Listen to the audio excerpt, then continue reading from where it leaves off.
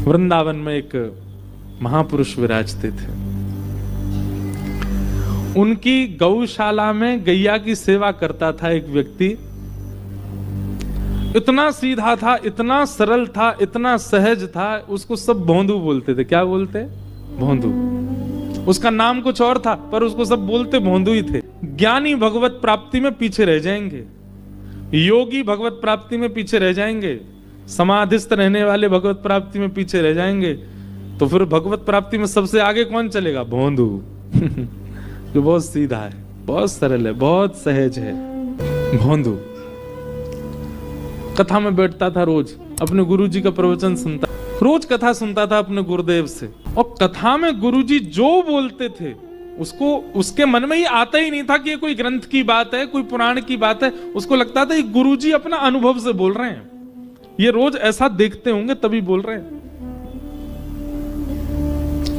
एक दिन गुरुजी प्रवचन में बोल रहे थे, मोर मुकुट पहने हुए, गले में कौस्तुभ मणि धारण करके, वैजंती माला पहन करके, पीतांबरी पहन के, वेणु राव करते हुए असंख्य गायों के साथ ठाकुर जी गैया चराने के लिए गए यमुना पार भांडीर वन।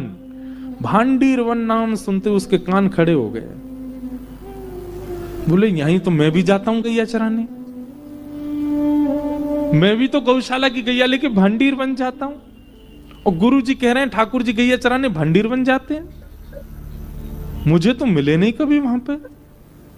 अब वो इतने ध्यान से सुनने लगा कि मेरी कोई अयोग्यता है, मैं भी पागल हूं, इसीलिए तो भोंदू बोलते हैं सब। भांडीर वन इतने सालों से जा रहा हूं, कभी ठाकुर जी देखे ही नहीं मैंने, दिखे होंगे पर मैं ही मूर्ख हूं, देख ही नहीं पाया उनको। गुरु जी से अच्छे से सुन लेता हूं, उनके रूप आदि का वर्णन सुन लूंगा, कल मिलेंगे तो शायद मिलने हम। गुरु जी बता रहे, बरहा पीड़म नटवर वपु कर्णयो कर्णकारं विभ्रदवासः कनक कपिसं वैजयन्तीं च मालां रन्ध्रान् वेणो अधर सुधया पूरयन् गोपवृन्दै वृंदारण्यम स्वपदरमणं प्राविशद गीत कीर्ति। गुरुजी वर्णन कर रहे हैं, मोर मुकुट ठाकुर जी धारण करते हैं, गले में वैजंती माला पहनते हैं, अधरों पर वंशी धारण करते हैं, ठाकुर जी के कटाक्ष नेत्र हैं, ठाकुर जी का श्याम वर्ण है, पीली पीतांबरी पहनते हैं, उनमें से चंदन की सुगंधी आती रहती है। उनका वपु यानी कि अंग ऐसा है कि एक बार कोई देख ले तो उनको देखने के बाद जहां देखेगा वही दिखेंगे, ऐसा उनका श्रीअंग। भोंदू बैठा सब सुन रहा था ध्यान से, रात भर नहीं सोया। अरे भोंदू पागल, इतने दिन से जा रहा है भांडीर वन, तेन भगवान देखे ही नहीं, कल देखेंगे। दूसरे दिन गायों की सेवा करके और सब गायों को खोल करके भांडीर वन गया।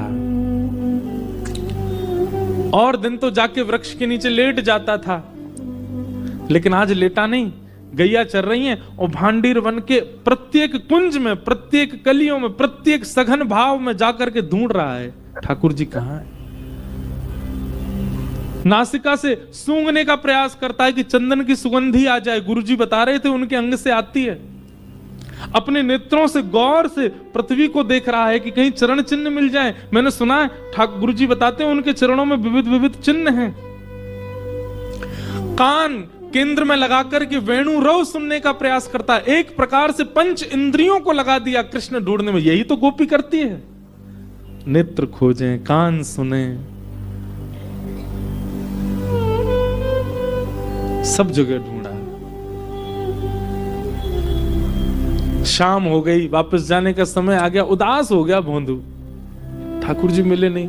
एक दिन में थोड़ी मिलेंगे, इतने साल हो गए, मैंने प्रयास ही नहीं किया, कुछ दिन प्रयास करूंगा मिल जाएंगे। अब तो वो हर दिन जाता और ठाकुर जी को खोजे। उसके सीधेपन पर, उसके इस भोलेपन पर, उसके इस भोंदू स्वभाव को ठाकुर जी इतना बढ़िया लगा। बोले कि ये देखो, ये कलिकाल में इसको ये विश्वास है अपने गुरु की वाणी पर कि मैं भांडीर वन में ही हूं।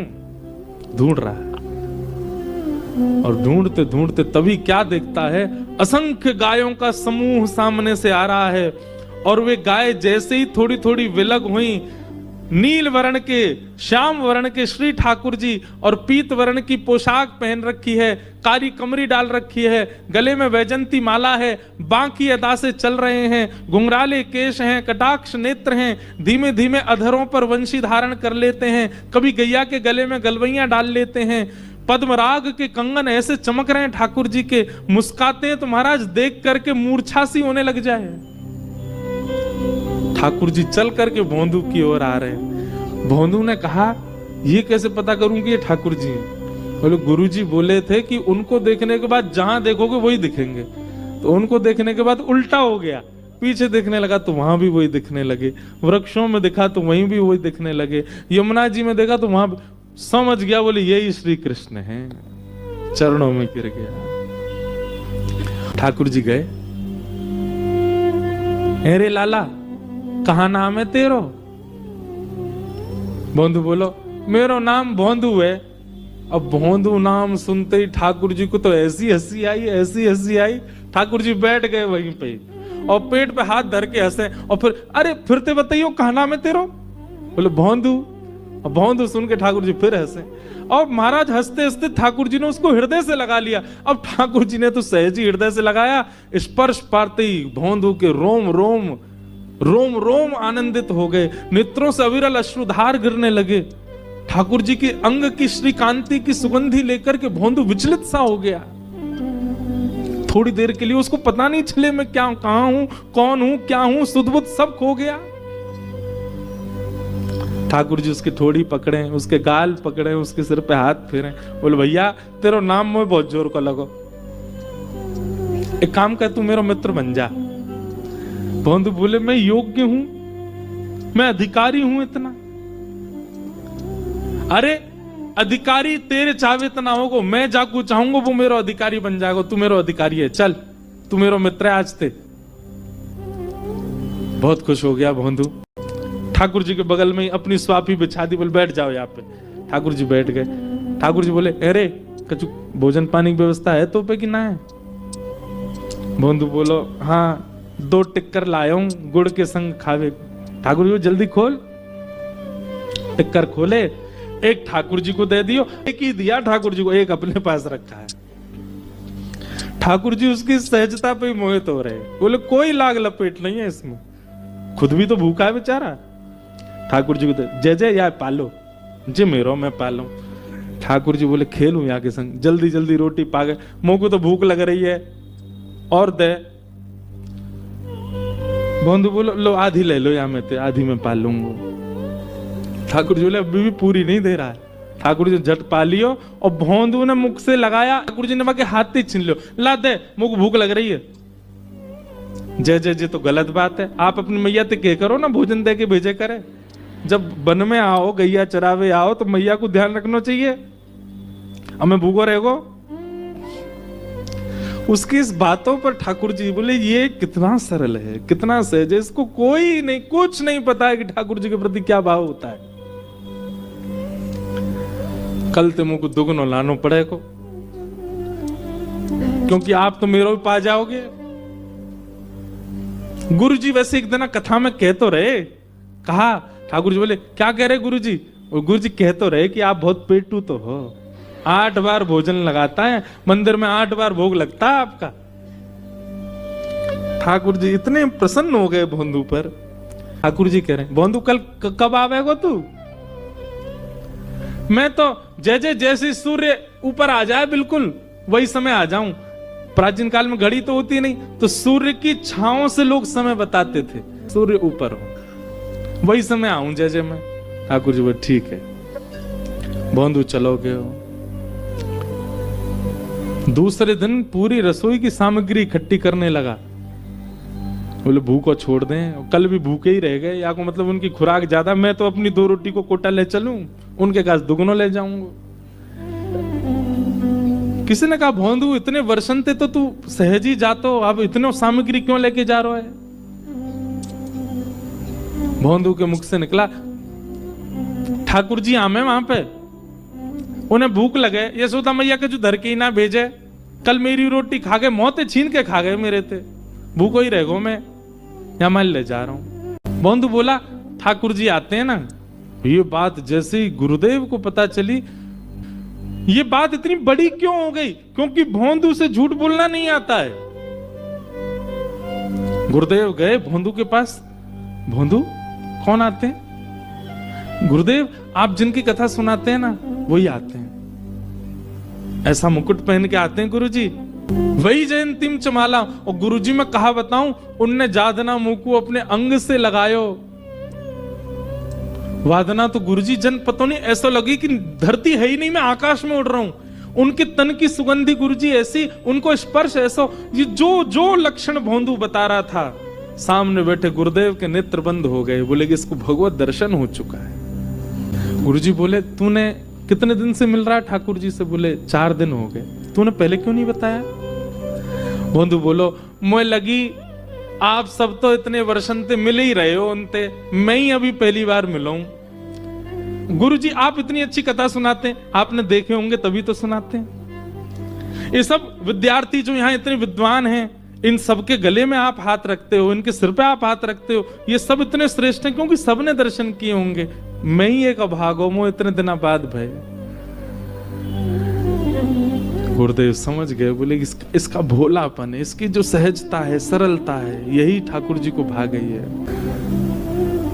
गुरुदेव बोले भोंदू तू वन में जा, एक काम करेगा? बोले गुरुदेव आज्ञा करो। जो ठाकुर जी को यहाँ ले आइयो आश्रम। भोंदू तो इतना आनंदित हो गया कि अपने संपूर्ण जीवन काल में पहली बार गुरुदेव ने मुझे कोई आज्ञा करी है, और ये भी अगर मैं पूरी नहीं कर पाया तो धिक्कार है मेरे जीवन को। इतने आनंद में भर गया, इतना उत्साहित हो गया, चरणों में गिर गया। धन्यवाद गुरुजी, आपने मुझे योग्य तो समझा। आप चाहते किसी भी बालक से कहते ठाकुर जी को लिया, पर आपने मुझे ही चुना। मैं लाऊंगा, मैं जरूर लेके आऊंगा ठाकुर जी को।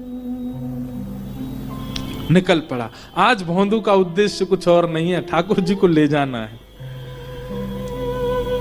जैसे ही पहुंचा, ठाकुर जी प्रतीक्षा कर रहे थे। भोंदू गयो, जाती बैठ गयो, ठाकुर जी ने हृदय से लगायो। भोंदू आज तो बहुत ही अच्छा दिन है, आज तो बहुत ही श्रेष्ठ दिन है, आज तो वो भयो जो आज तक नहीं भयो।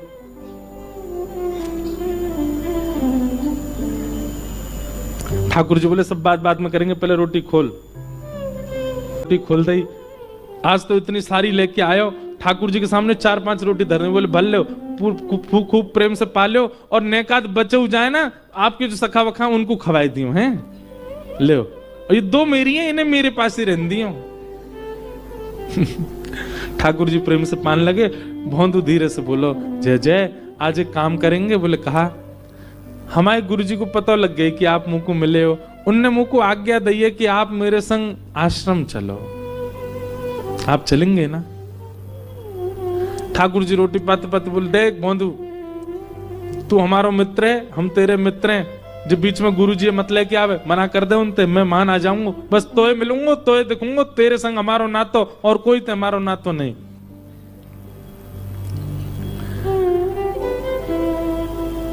भोंदू बोला ऐसे मत करो, आप मुझको गुरुदेव की कृपाती मिले हो, उनने नहीं बताया हो तो आपके बारे में कैसे मिलते आप मुझको? जिन गुरुजी ने आपसे मिलवाए हो उनसे मिलवे के काज ऐसे मना मत करो जय जय। ठाकुर जी बोले देख तू जो कहेगो सब मंजूर है, पर गुरुदेव के पास हम नहीं जाएंगे। भोंदू बोलो नहीं जाओगे? ठाकुर जी नहीं जाएंगे। अंतिम बार पूछ रहा हूं, नहीं जाओगे? ठाकुर जी बोले नहीं जाएंगे।